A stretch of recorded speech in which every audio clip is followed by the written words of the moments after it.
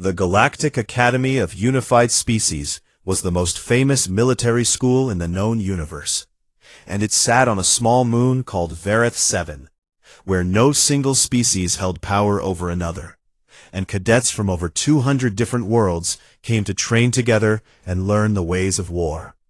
Molly Webb was the first human to ever walk through its massive crystal gates, and she felt very small as she stepped inside, because at 5 feet and 2 inches tall, she barely reached the chest of even the smallest alien students around her. The Corthan cadets were the biggest of all, and they looked like walking tanks with their hard green shells covering their bodies, and their 4 muscular arms that could crush stone without effort. And when they looked down at Molly, their many eyes showed nothing but contempt for the tiny creature that dared to walk among them. The Veltari were different, but just as frightening, because they had long serpent bodies that stretched 12 feet from head to tail. Head to tail, and they moved with a grace that made Molly think of the snakes back on Earth. Except these snakes could think and talk and kill with the venom that dripped from their fangs. Even the Pax, who were considered small by galactic standards, stood a full head taller than Molly, and they watched her with curious eyes as she made her way through the main corridor, with her standard military bag hanging from one shoulder. Whispers followed her everywhere she went, and she could hear the other cadets talking about her, even though they did not try very hard to hide their words. "Is that the human everyone has been talking about?" one Corthan asked another. "So small and weak-looking," his companion replied. "How did their species even figure out how to build spaceships?" "I heard humans come from a death world, where the gravity tries to crush you, and the weather tries to kill you, and the animals try to eat you," a Veltari said with doubt in her voice. "Cannot be true," another student laughed. "Just look at her and tell me she survived a death world, because I do not believe it for 1 second. Molly kept walking and pretended she could not hear them, because she had learned a long time ago that showing weakness only invited more cruelty, and she had not traveled 100 light-years from home just to give up on her first day. Her room was in the dormitory section reserved for species that breathed oxygen, and it was small but clean, with a bed that could adjust to different body types, and a desk built into the wall, and a window that looked out over the training fields, where cadets practiced combat under 3 different colored suns. She had just put her bag down on the bed when a shadow fell across her doorway and blocked out all the light from the corridor. Krathvex stood there, with his arms crossed over his massive chest, and his mandibles clicking together in what Molly would later learn was the Corthon way of showing amusement at something pathetic. He was young for his species, but still enormous compared to her, and his emerald exoskeleton had been polished until it shone like gemstones under the artificial lights, and everything about him screamed wealth and power and importance. His family was one of the most respected in the Corthon Dominion, because his father commanded an entire battle fleet, and his mother sat on the High Council that ruled their people. And Krathvex had grown up believing that the universe owed him respect simply because of the blood in his veins. "You are in the wrong place, little creature," he said, and his voice was deep and rough like stones grinding together. "The specimen collection is on the research level, and I think you should go there instead." Molly looked up at him, and she did not step back or lower her eyes, even though every instinct told her to run from this predator that could break her in half without trying. "The Earth System Coalition," she said in a clear and steady voice. "I was assigned to this room by the Academy administration." Krathvex leaned down until his face was close to hers, and she could smell something like copper and acid on his breath, and his compound eyes reflected her image back at her 100 times over. "That was a mistake," he said slowly. "A mistake that I will make sure gets corrected, because humans have no place among real warriors, and you do not belong at this academy." "The Galactic Council disagrees with you," Molly replied. "They voted to accept humanity into the Alliance, and that means we have every right to send cadets here for training." For a moment something dangerous flickered in those compound eyes, and Molly thought he might strike her right there, in her own doorway. But then he pulled back and made that clicking sound again. "The Council makes many foolish decisions," he said, "but reality has a way of correcting foolishness, and you do not belong here. We'll learn that lesson soon enough, tiny human." He turned and walked away without another word, but the promise of future violence hung in the air, like a storm cloud that refused to break. Molly stood in her doorway for a long time after he left, and she thought about her home on New Montana, which was a colony world on the edge of human space, where her parents grew crops and raised animals, and lived simple lives far from the politics of Earth. She thought about her little brother Danny, who had cried when she left and made her promise to come back as a hero. And she thought about all the people who had told her she was crazy for wanting to join the military, and even crazier for wanting to train at an alien academy.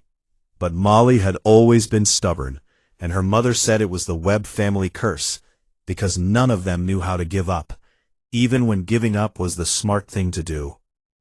She unpacked her bag and arranged her few belongings in the small space, and then she sat on the bed and looked out the window at the alien sky with its 3 suns setting in colors she had no names for. Tomorrow the real training would begin, and she knew it would be harder than anything she had ever done before.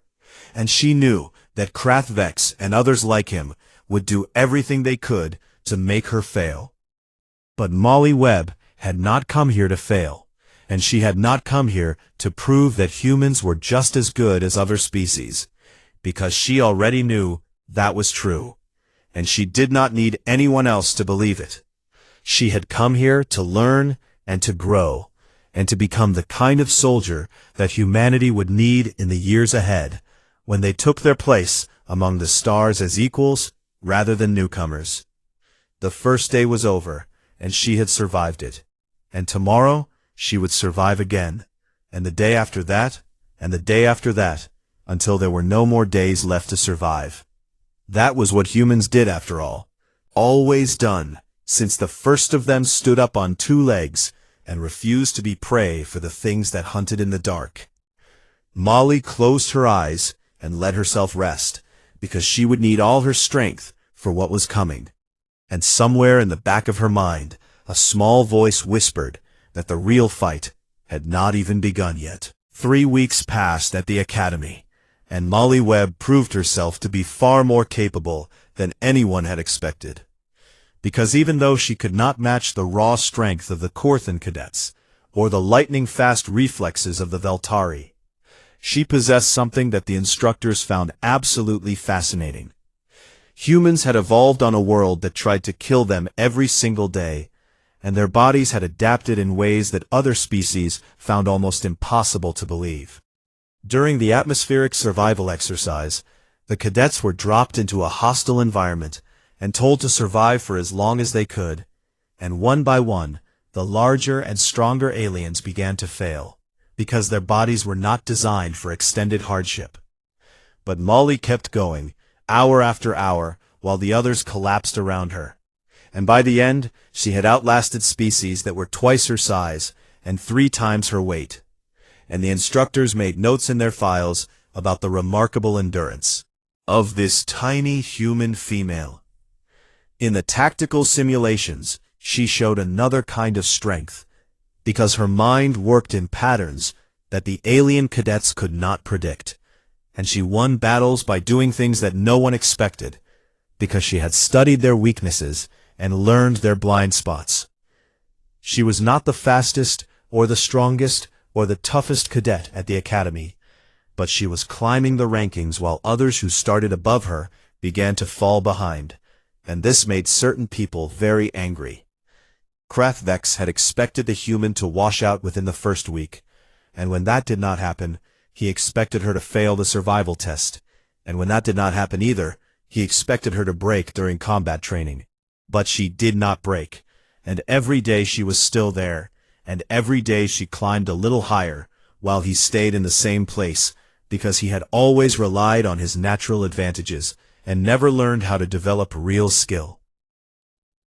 Frustration grew into resentment, and his resentment grew into hatred, and his hatred grew into something dark and ugly that coiled inside his chest like a living thing.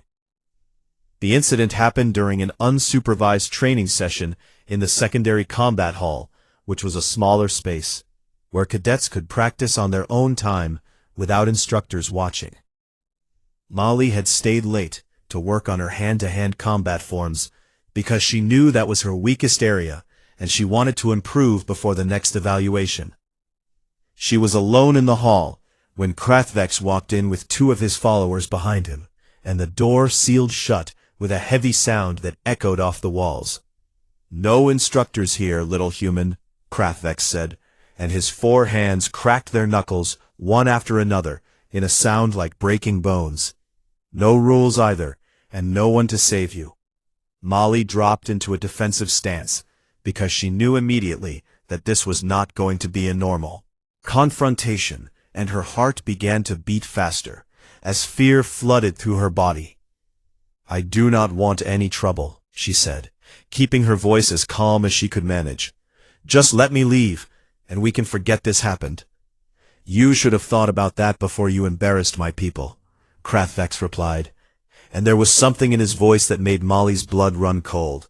"You should have thought about that before you made me look weak in front of everyone." He gestured to his 2 companions without looking away from her, and they moved faster than she could react. They grabbed her arms and lifted her off the ground like she weighed nothing at all, and their grip was like iron bands that she could not break, no matter how hard she struggled.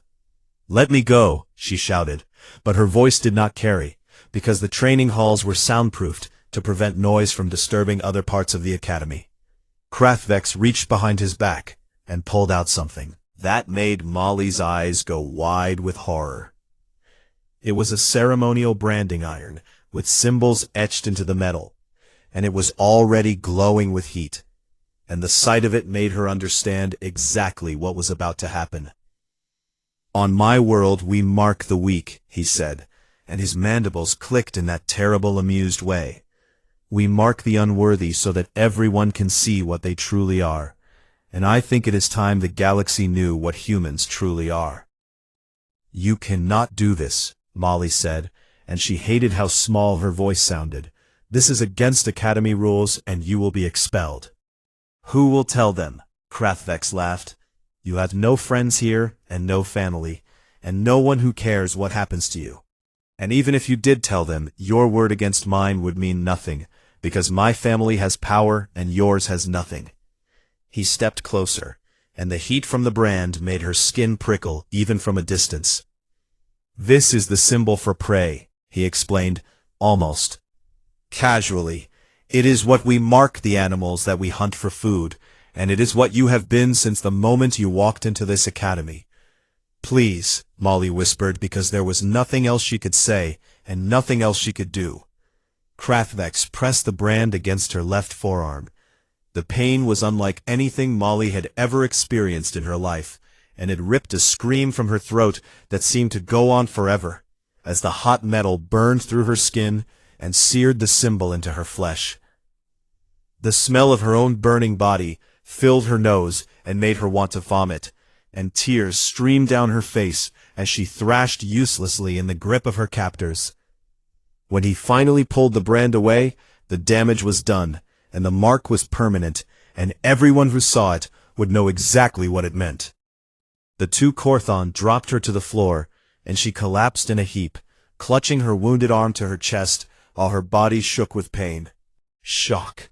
Krathvex stood over her and looked down with satisfaction at what he had done. "Now everyone will see the truth about humans," he said. "Run home to your little world, tiny prey, and tell them what happens when weak species try to play at being warriors." He dropped the brand on the floor beside her, where it hissed against the cool metal surface. And then he walked away with his followers and left her alone in the empty training hall. Molly lay there for a long time, unable to move, and unable to think about anything except the burning agony in her arm, and the shame that felt even worse than the physical pain. She had come so far, and worked so hard, and none of it mattered, because in the end, she was still just a small, weak human, in a galaxy full of beings who were bigger and stronger and more powerful. But somewhere deep inside her, beneath the pain and the fear and the despair, a tiny spark of something else began to burn. It was not hope exactly. It was not courage either. It was something older and darker and more dangerous than either of those things. It was the stubborn human refusal to die just because something else wanted them to. And as Molly lay bleeding on the floor of that empty training hall, she made a promise to herself that she would not run, and she would not hide, and she would not forget. She would find a way to make them pay for what they had done. Every single one of them. Senior Instructor Vornax was a Drelkathi, and his species was ancient beyond measure, with a history that stretched back to a time when most of the current galactic powers were still learning to make fire on their homeworlds. He stood over 7 feet tall, with gray skin that looked like weathered stone, and 4 eyes that could see in spectrums that other species could not even imagine. And his body moved with a grace that seemed impossible for something so large. For more than 300 years, he had trained warriors at the academy, and shaped countless cadets into officers worthy of commanding ships and leading soldiers into battle. And in all that time, he had seen every kind of cruelty that sentient beings could inflict upon each other. But what he found in the secondary training hall that morning still made him feel a cold anger deep in his ancient bones. Molly Webb was sitting against the wall, with her knees pulled up to her chest, and her wounded arm cradled against her body, and she had been there all night because she had nowhere else to go and no one else to turn to. The brand on her forearm had scabbed over, but the symbol was clear and unmistakable to anyone who knew what it meant. And Vornax had lived long enough to recognize Korthon shame markings when he saw them. "Cadet Webb," he said, and his voice was deep and resonant like distant thunder rolling across mountain peaks. "Report to me what happened here."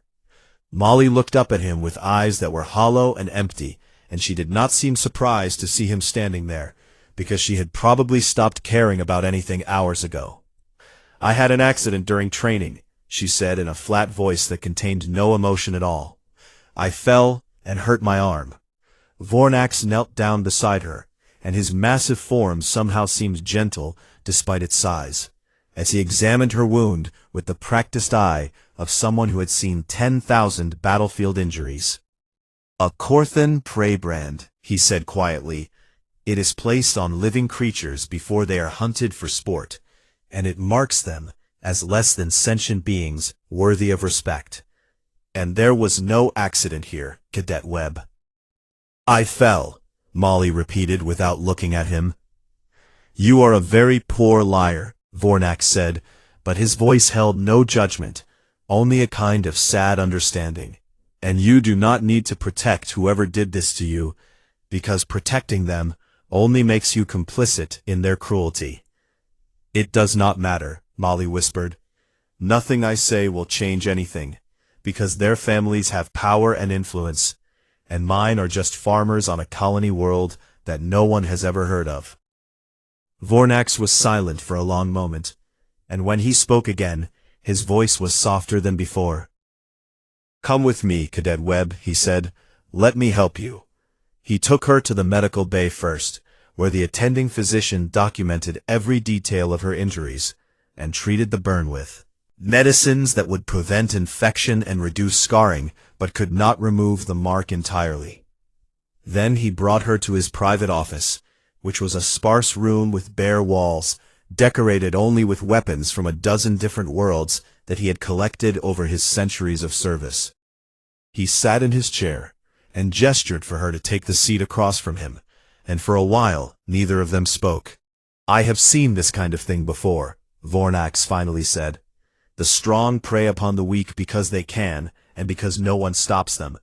And it is the way of things in the natural world, where survival depends on power." He leaned forward, and his 4 eyes seemed to look right through her to something underneath. "But this is not the natural world," he continued. "This is the academy, where we are supposed to be better than our base instincts, and where honor means more than strength alone, and what was done to you is a violation of everything this institution stands for." Molly stared at the floor between her feet, and she could not bring herself to meet his gaze. "Even if I report them, nothing will change," she said. "Krathvex comes from one of the most powerful families in the Korthan Dominion, and my word against his will not matter to anyone. You believe that justice is only for those with privilege and power. I believe that reality is what it is, and wishing will not make it different." Vornax studied her for a long moment, and something shifted in his expression that Molly could not read. "Tell me about Earth," he said. "Tell me about humanity, and where you come from, and why your species fights."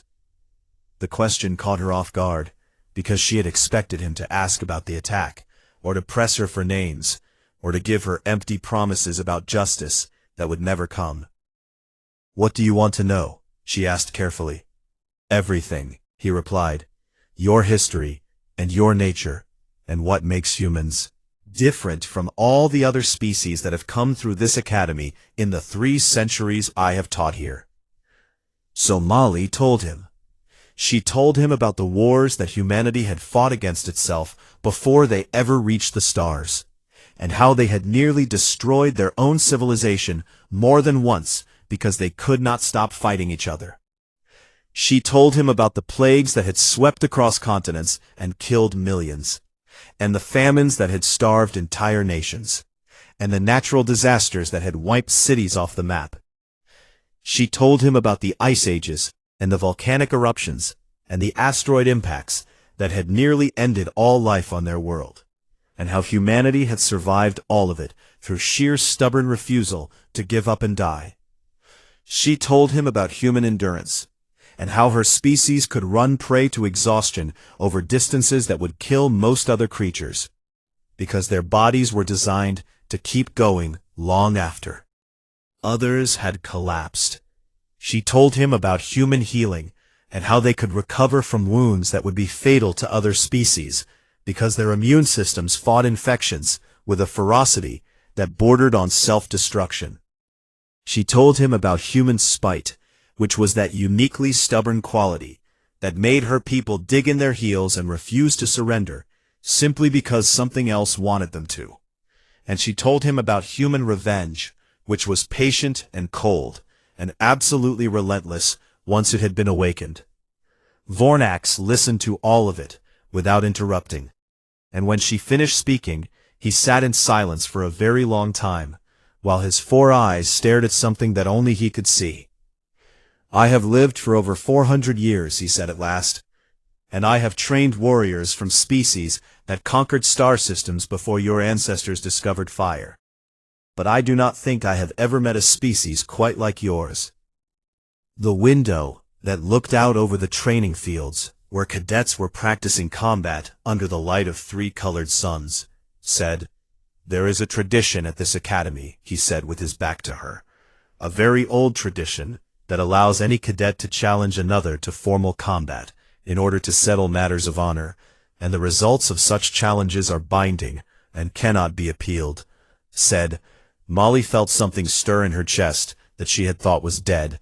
Said, "I am telling you this as a matter of historical interest only," Vornax continued, "and I am certainly not suggesting that you should use this tradition to seek justice against those who have wronged you, because that would be inappropriate advice for an instructor to give," said.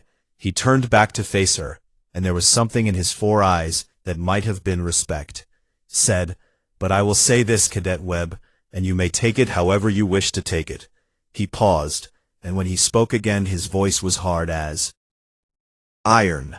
"I believe I understand what must happen next, and I believe that you do too." The announcement came during the morning assembly, when all cadets were required to stand in neat rows according to their unit assignments and listen to whatever news the Academy administration had to share.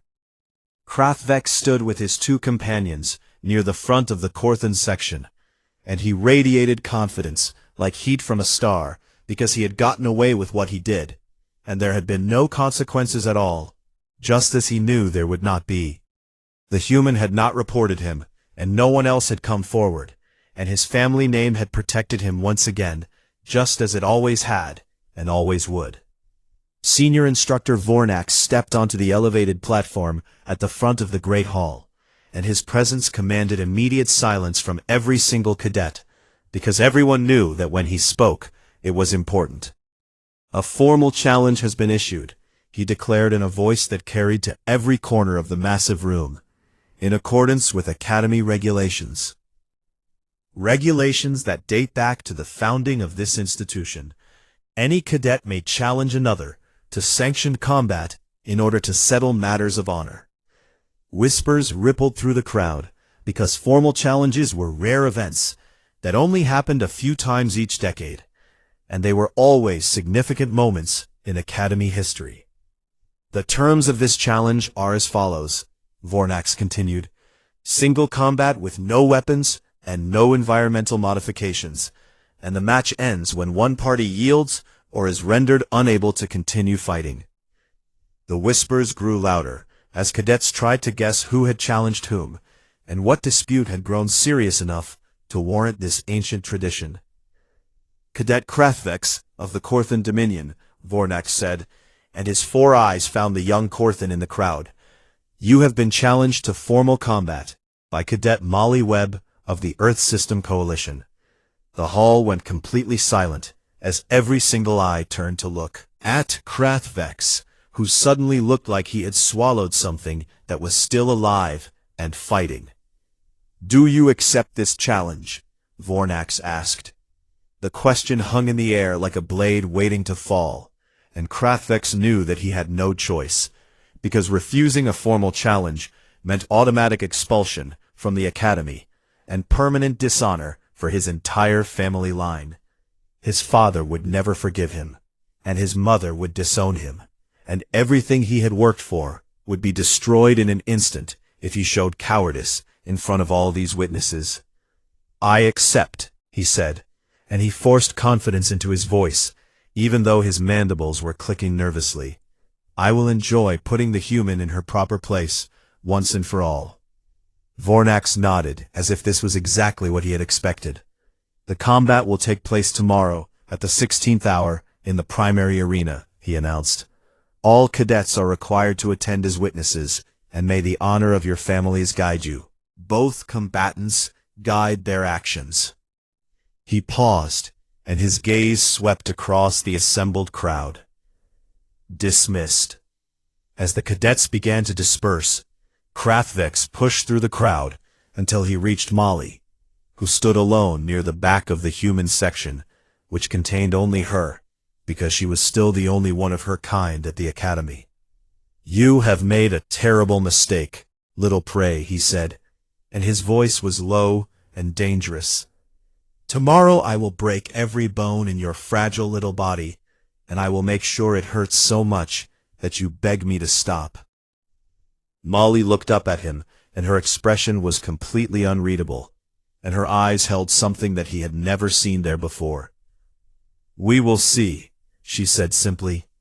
That night Molly did not sleep at all, because she had too much work to do before the fight. She reviewed everything she had learned about Korthan physiology during her weeks at the Academy, and she memorized the locations of every nerve, cluster, and every joint weakness, and every gap in their armored exoskeletons.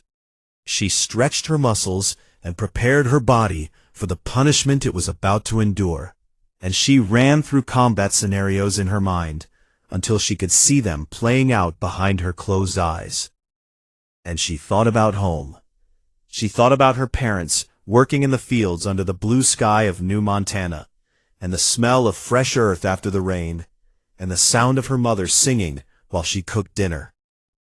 She thought about her little brother Danny, who had cried when she left and made her promise to come back as a hero, and who still sent her messages every week, even though it took days for them to reach her across the vast distances of space. She thought about all the humans who would never get this chance, and who would be judged by their species rather than their individual merits, and who would face the same contempt and cruelty that she had faced. Get angry. Not the hot, burning anger that made people do stupid things, but the cold, patient anger that her grandmother had called the Webb family curse, and that had carried her ancestors through centuries of hardship and struggle. Tomorrow she would face an opponent who was bigger and stronger and faster than her in every way that mattered, and by every logical measure she should lose. But Molly Webb had never been very good at doing what she was supposed to do.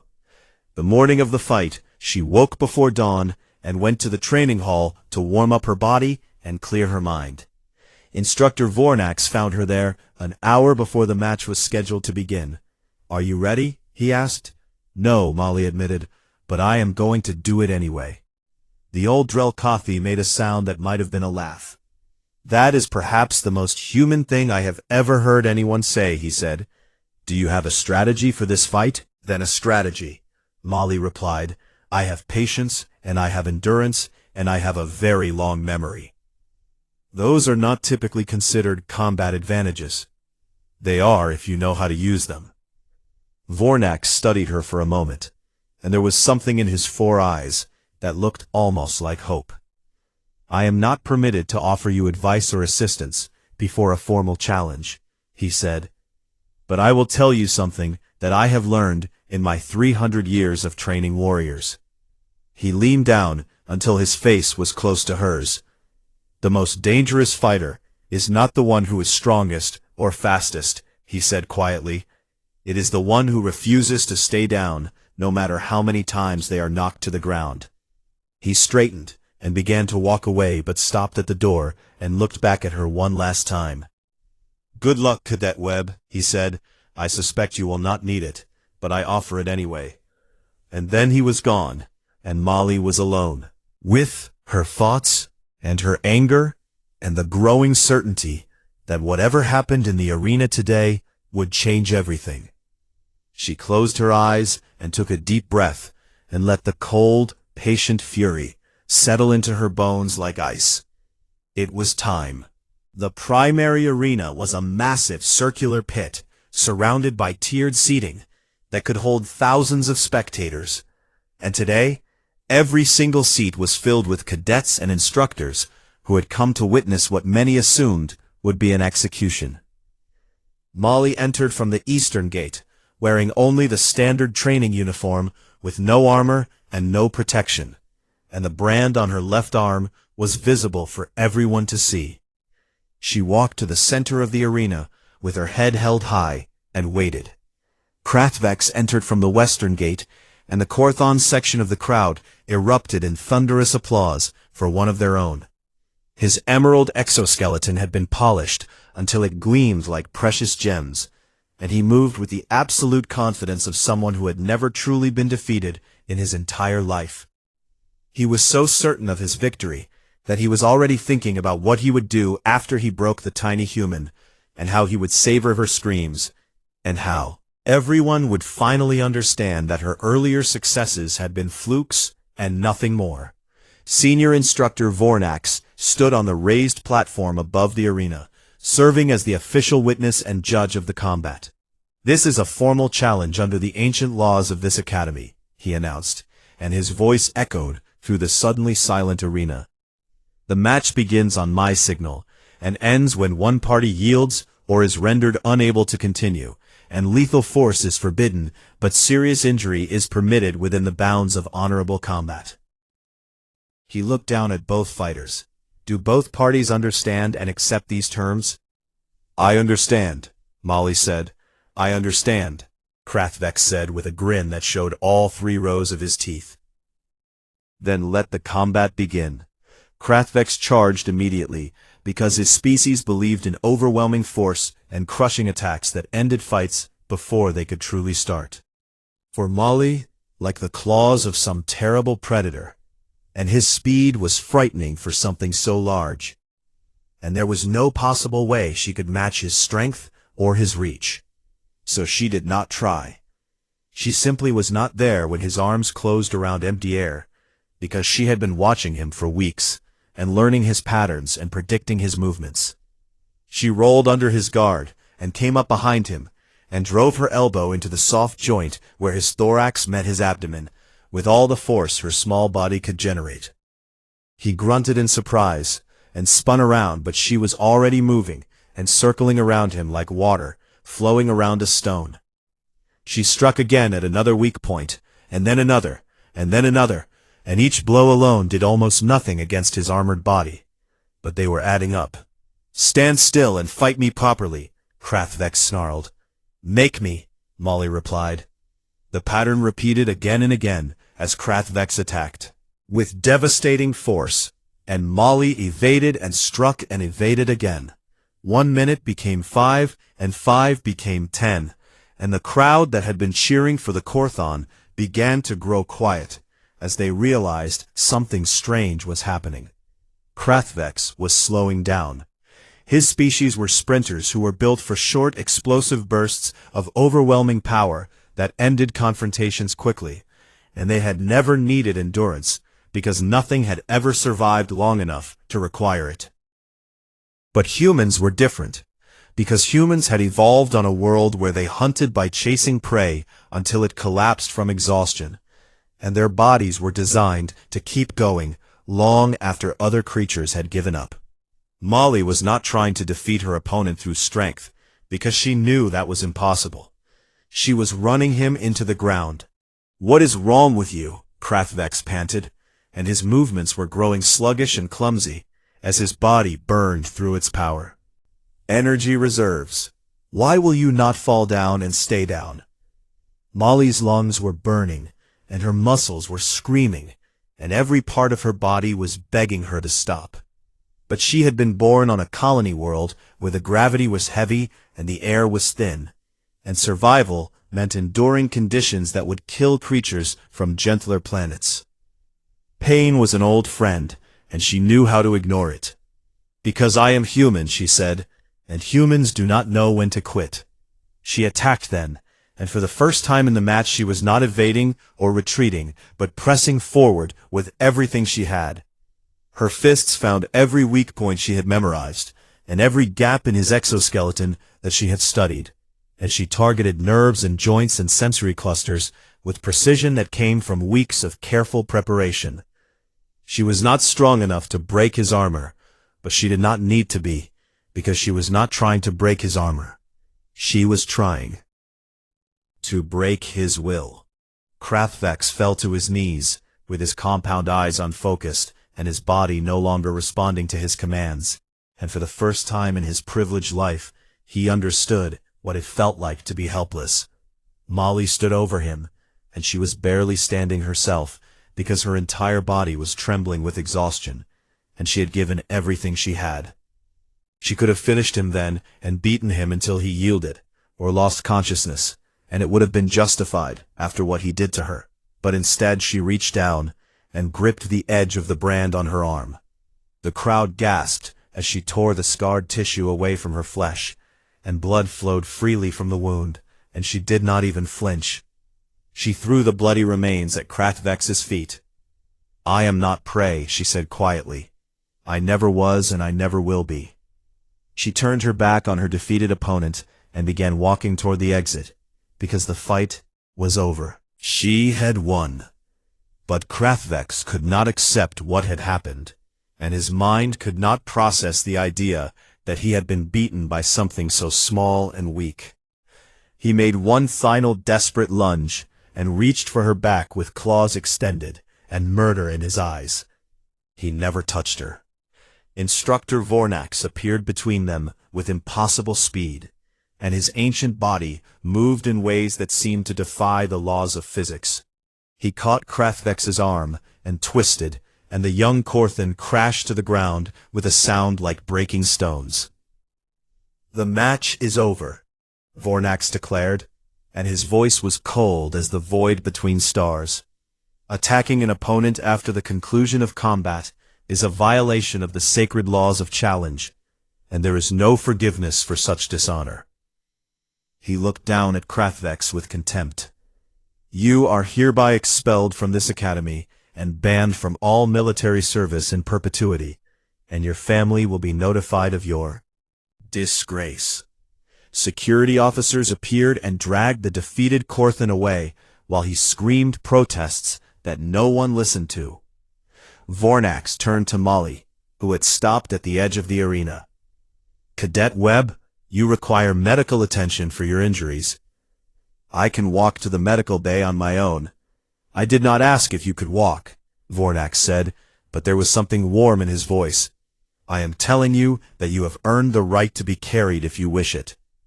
He gestured for a medical team, and then turned to address the thousands of cadets who sat in stunned silence. "Let what happened here today serve as a lesson to every one of you," he said. "Strength is not merely physical, and honor is not determined by birth or family name or the size of your body." His 4 eyes swept across the crowd. "And never under any circumstances underestimate a human." The arena erupted in sound that was not quite cheering, but something deeper and more meaningful. It was the sound of respect being born. As the medical team helped Molly toward the exit, she passed a group of first-year cadets from various species, who parted for her like she was royalty. One of them was a young Veltari female, with scales the color of midnight, and she spoke up with hesitation in her voice. "Cadet Webb, will you teach me how to fight like that?" Molly paused and looked at the young alien, who was asking a human for guidance, and she felt something shift in her chest that might have been hope for the future. "Sure," she said, and she smiled for the first time in what felt like forever. "But I should warn you that it is going to hurt a lot before it gets easier." The Veltari grinned and showed her venomous fangs. "I think I can handle pain." "Good," Molly said. "Then maybe there's hope for you after all." Years later, Admiral Molly Webb would become the first human to command a multi-species fleet, would be studied at academies across the galaxy, and her name would become a symbol of what determination and endurance could achieve. But those who knew her best always said that her greatest victory was not any battle she won or any enemy she defeated. It was the moment when a small, wounded human girl stood in an arena full of beings who thought she was prey and proved them all wrong. On her desk, for the rest of her career, she kept a small frame containing a piece of scarred tissue, as a reminder of the day she refused to be broken. And somewhere in the Academy archives, her file contained a note that Instructor Vornax had added before his retirement. "Humanity is young and small and seemingly fragile, but they have something that cannot be measured or quantified, and it is more dangerous than any weapon ever built. They simply refuse to give up. The galaxy will learn to respect this tiny species, and perhaps, in time, to love them as, well, SP."